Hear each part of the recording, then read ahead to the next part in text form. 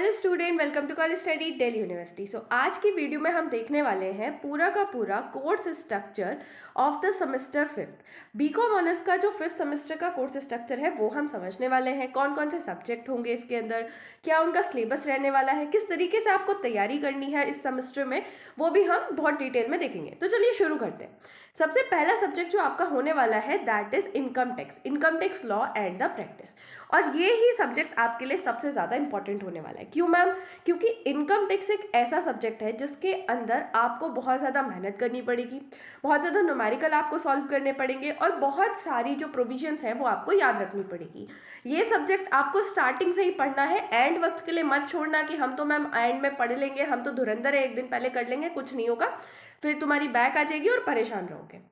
तो देखो, सबसे पहले देखते हैं इसका यूनिट वन इंट्रोडक्शन है। इसके अंदर क्या क्या होने वाला है, तो इसके अंदर आपको बेसिक कॉन्सेप्ट पढ़ने हैं। सारे के सारे बेसिक कॉन्सेप्ट इसके अंदर आएंगे, जैसे इनकम क्या होता है, एग्रीकल्चर इनकम क्या होता है, पर्सन असेस क्या होता है, असेसमेंट ईयर क्या होता है, प्रीवियस ईयर क्या होता है, मतलब सारी जो बेसिक चीज़ें हैं वो आपको यूनिट वन में मिल जाएंगी। ठीक है।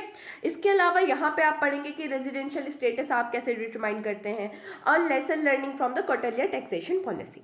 देन आता है यूनिट सेकंड में आपको पढ़ना है income from the salary and the house property. Income tax के अंदर आपके 5 मेजर हेड होने वाले हैं। मेजर क्या, यही 5 हेड होने वाले हैं, जिसके अंदर आपका होगा income from the salary, income from the house property, income from business professionals, capital gains and income from the other sources. ये 5 हेड होने वाले हैं। तो आपका यूनिट सेकंड के अंदर आपको 2 हेड पढ़ने हैं, income from the salary and income from the house property. अगर आप कोई भी बुक उठा के देखेंगे तो ये 2 अलग अलग चैप्टर होंगे, income from the salary and income from the house property. Then आपका आता है थर्ड यूनिट के अंदर आपको पढ़ना है computation of income from a professional और the business and the capital gain. यहाँ पे आपको 2 चीज पढ़नी है, एक तो profit and gain from business और प्रोफेशनल, और दूसरा आपको पढ़ना है कैपिटल गेन। देन आता है आपका यूनिट फोर के अंदर आपको क्या पढ़ना है, income from other sources, clubbing of income and the set of. Income from other sources आपका एक 5 मेजर हेड में से हो गया। देन उसके बाद इनकम को क्लब कैसे करते हैं, सेट ऑफ कैसे करते हैं, वो सारी चीजें आपको पढ़नी है। And then last unit fifth में आपको क्या पढ़ना है, डिडक्शन पढ़नी है कि अगर आप इनकम टैक्स भर रहे हो लेकिन आपने इंश्योरेंस करा लिया तो उसका आपको डिडक्शन मिलेगा, अगर आपकी एग्रीकल्चर इनकम है उसका क्या रहेगा, वो सारी चीजें आपको पढ़नी है। इसके अलावा टोटल इनकम को कैसे आपको कंप्यूट करना है, टैक्स की लायबिलिटी कैसे डिटरमाइन करनी है, वो सब आपको पढ़ना है। एक चीज़ और मैं आपको बता दूं कि इनकम टैक्स के अंदर आपका ये प्रैक्टिकल पेपर है। ठीक है, यहाँ पे आप देख सकते हो इसका प्रैक्टिकल पोर्शन भी है। यहाँ पे 1 क्रेडिट का यहाँ पे प्रैक्टिकल पोर्शन है और 3 क्रेडिट का आपका लेक्चर है। तो आपको यहाँ पे इनकम टैक्स फाइल करना सिखाया जाएगा स्प्रेडशीट के अंदर, मतलब ऑनलाइन प्रॉपर पोर्टल के अंदर नहीं सिखाया जाएगा। जो दूसरा मेथड चलता है इनकम टैक्स फाइल करने का कि आपको वहाँ से स्प्रेडशीट डाउनलोड कर लेनी है, आपको शीट डाउनलोड करनी है, देन उसके बाद एक्सेल में आपको वहाँ इनकम टैक्स भरना सिखाया जाएगा। तो वो भी इस चैनल पे कॉलेज स्टडी ड्यू पे मैं आपको पूरा करके बताऊंगी ताकि आपको बिल्कुल भी दिक्कत ना हो। तो अभी चैनल को सब्सक्राइब कर लेना। अब चलते हैं हम नेक्स्ट अपने सब्जेक्ट पे। तो आपका नेक्स्ट सब्जेक्ट होने वाला है बिजनेस इकोनॉमिक्स। अब आपके ना फिफ्थ सेमेस्टर में धुरंधर पे धुरंधर सब्जेक्ट है, सच बताऊं तो सबसे हार्ड आपका इनकम टैक्स, उसके बाद है बिजनेस इकोनॉमिक्स। क्यों मैम, इकोनॉमिक्स ये तो आसान है, बहुत आसान पड़ेगी। नहीं गाइस, आसान नहीं पड़ेगी। इसके अंदर इतने ग्राफ होने वाले हैं, इतने ग्राफ होने वाले हैं कि अगर आपने एटलीस्ट इसे 3 बार रिवाइज नहीं करा तो आप एग्जाम में जाके खिचड़ी बना कर आओगे।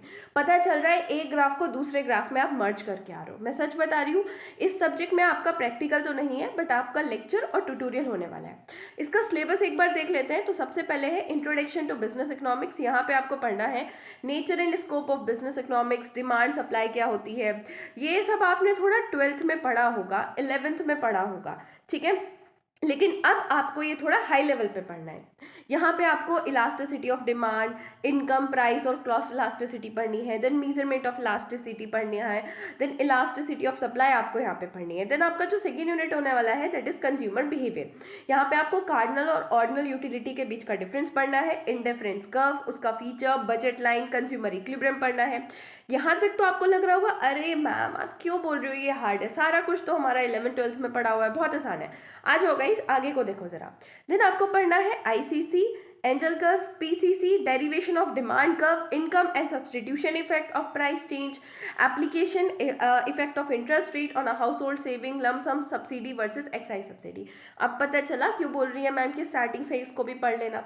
देन यूनिट थर्ड होने वाला है आपका प्रोडिक्शन एंड द कोस्ट. यहाँ पे आपको प्रोडिक्शन फंक्शन पढ़ना है, मतलब total prediction, average prediction, marginal prediction, law of variable proportion पढ़ना है, आइसोकॉन्स पढ़ना है, उसकी properties, optimal combination of resources, expansion path और रिटर्न ऑफ स्केल पढ़ना है.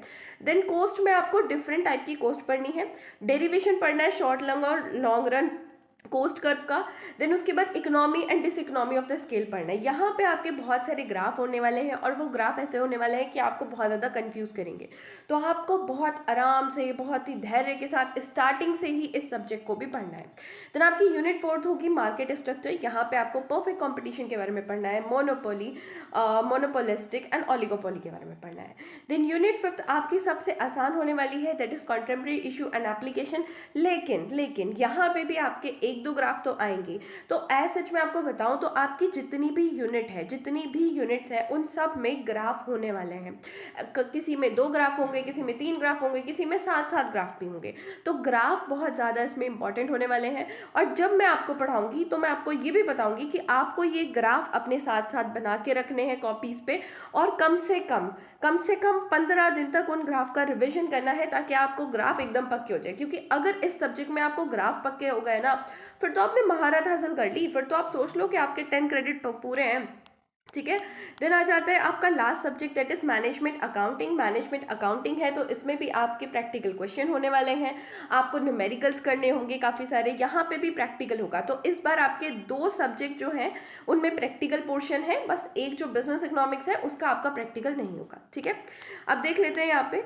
तो इसका पहला यूनिट होने वाला है इंट्रोडक्शन टू मैनेजमेंट अकाउंटिंग. ये पूरा का पूरा थ्योरी होने वाला है. आपको यहाँ पढ़ना है meaning, objective, nature, scope of management accounting and the difference between cost, financial management accounting, cost control and cost reduction. Then उसके बाद आपका सेकेंड यूनिट आएगा. सेकेंड यूनिट के अंदर आपको बजटिंग एंड बजटरी कंट्रोल पढ़ना है, जहाँ पे आपको कॉन्सेप्ट पढ़ना है बजट का, बजटिंग, बजटरी कंट्रोल का. ये सब तो आपका थ्योरी है. देन उसके बाद फंक्शन ऑफ बजटिंग भी थ्योरी है, फिक्स्ड एंड फ्लेक्सिबल बजटिंग, ये आपका प्रैक्टिकल है. ओवरव्यू और डिफरेंट अप्रोच टू बजटिंग, ये भी आपका थ्योरी है. Then standard costing and variable analysis, यहाँ से आपका पूरा प्रैक्टिकल आता है. आपको स्टैंडर्ड कोस्ट और स्टैंडर्ड कोस्टिंग का मतलब पढ़ना है, एडवांटेज लिमिटेशन पढ़ना है, उसका एप्लीकेशन पढ़ना है, फिर वेरिएंस एनालिसिस पढ़ना है. ये वेरिएंस एनालिसिस काफ़ी ज़्यादा इंपॉर्टेंट है और इसमें आपको काफ़ी सारे प्रैक्टिकल क्वेश्चन करने होंगे. देन उसके बाद आता है मैनेजरियल अकाउंटिंग. यहाँ पे आपको मैनेजरियल अकाउंटिंग का मैनेजरियल कोस्ट और मैनेजरियल कोस्टिंग का मतलब पढ़ना है. Then absorption versus variable costing आपको करना है. इसका पूरा ऐसा नहीं है कि आपको थ्योरी पढ़नी है बस इसकी, आपको इसके अंदर प्रॉपर क्वेश्चन होंगे, आपको वो करके दिखाने की वेरिएबल कोस्टिंग में कैसा होगा, ये एब्जॉर्प्शन कोस्टिंग में कैसा होगा. Then CVP analysis, that is cost volume profit analysis, आपको पढ़ना पड़ेगा. ब्रेक इवन एनालिसिस, स्टेटमेंट बनाना पड़ेगा, मैथमेटिकली भी और ग्राफिकल अप्रोच से, दोनों अप्रोच से आपको करना है. Then profit volume ratio, angle of incidence, marginal of safety, key factor, ये सारी चीज़ें आपको डिटेल में पढ़नी है. देन आएगा आपका यूनिट फोर्थ. यूनिट फोर्थ के अंदर आपको पढ़ना है step in decision making process, concept of relevant cost, solving various short term decision making problem आपको सॉल्व करनी होगी, एक्सेप्टेंस करना है किसी भी प्रपोजल का या रिजेक्शन करना है वो आपको बताना होगा, मेक एंड बाय डिसीजन लेना होगा. मतलब आपको समझ आ रहा है कि सिर्फ न्यूमेरिकल नहीं करने, बट न्यूमेरिकल की जो वैल्यूज आएंगी उनकी इंटरप्रिटेशन के बेस पे आपको एप्लीकेशन भी आना चाहिए. ये पूरी यूनिट आपको उसी तरफ इंडिकेट कर रही है. देन आता है आपका unit fifth, that is performance measurement. यहाँ पे पूरा का पूरा थ्योरी है, पूरा तो थ्योरी नहीं है, थोड़ा सा प्रैक्टिकल है, थोड़ा आपको करना पड़ेगा न्यूमेरिकल, लेकिन काफ़ी हद तक थ्योरी है. Responsibility accounting, concept, significance, different responsibility centre कौन कौन से होते हैं, उनका डिविजनल परफॉर्मेंस मेजरमेंट कैसा होता है. लेकिन यहाँ पे हद से हद 2 से 3 फॉर्मूले हैं जो आपको याद कर लेना है और ये पूरी यूनिट आपकी कवर हो जाएगी. ठीक है. अब देखो आपका जो प्रैक्टिकल होगा वो स्प्रेडशीट में होगा, एक्सेल के अंदर होगा, तो वो प्रैक्टिकल भी इसी चैनल पर कराया जाएगा. और बहुत जल्द आपकी जो पूरी की पूरी वीडियोज़ हैं सारे सब्जेक्ट की वो आपको यहाँ पे मिल जाएंगी बिल्कुल फ्री में. आप आराम से उनसे पढ़ सकते हैं और अपना सिलेबस कवर सकते हैं. अगर आपको कोई और डाउट है तो आप हमारा टेलीग्राम चैनल ज्वाइन कर सकते हैं. टेलीग्राम चैनल का लिंक आपको डिस्क्रिप्शन बॉक्स में मिल जाएगा और आप कमेंट सेक्शन में भी अपना डाउट डाल सकते हैं. Thanks for watching. वीडियो को लाइक करो, चैनल को सब्सक्राइब भी करो, वीडियो को हाइप भी करो. Thank you.